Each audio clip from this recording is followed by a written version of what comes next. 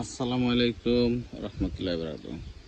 আমাদের সমাজের মেয়েরা বিয়ের আগে শুধু ফিটফাট হাতের নখ পালিশ দিয়ে রাখে, চুল কাটে, চোখ পালিশ, নখ পালিশ, হাত পালিশ, মুখ পালিশ সব করে, মানে ছেলেদের একটু আকর্ষণ করে রাখে।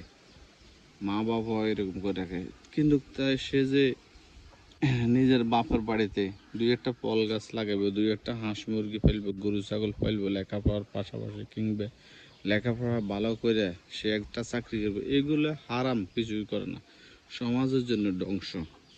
তারা কিনবো এই ঘর তো ওই ঘর টকিব, বিকেলবেলা ওইখানে আড্ডা দিব, সকালে ওইখানে আড্ডা দিব, স্কুলে পাঠাইলে বিভিন্ন ছেলেদের সাথে বিভিন্ন জায়গা চলে যাব। তারা যে একটা গাছ লাগাইবো তাও করে না।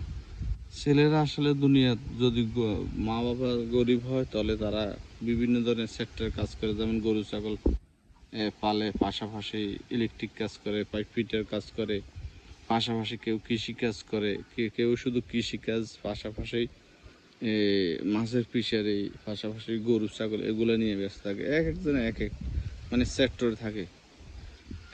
আর কেউ আছে শুধু কৃষিকাজে নির্ভর, কেউ আছে শুধু তার বাবা মার সাথে দোকানদারি করে, কেউ আছে শুধু গাড়ি চালায়।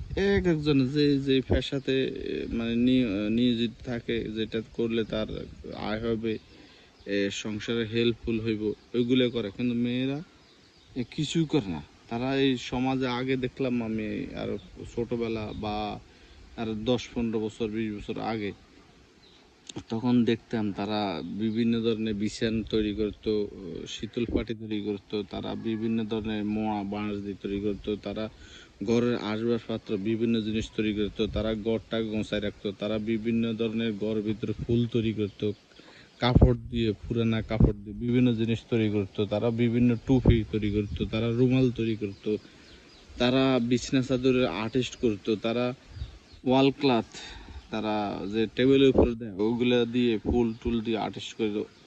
এমন কোনো কাজ নাই, তারা হাতের কাজ, সেলাইয়ের কাজ, অনেক কাজ করতো। ঠিক আছে, তারা ওইসব কিছু দুই একটা টাকা দিয়ে তারা নিজেরা ওই যে আলতা, সুনো, লিপস্টিক এগুলা, সুনি এগুলা কিনতো। ঠিক আছে, বাকি বাকি তারা মূলত এইভাবে দিন পার করে। তার কখন বিয়ে হইব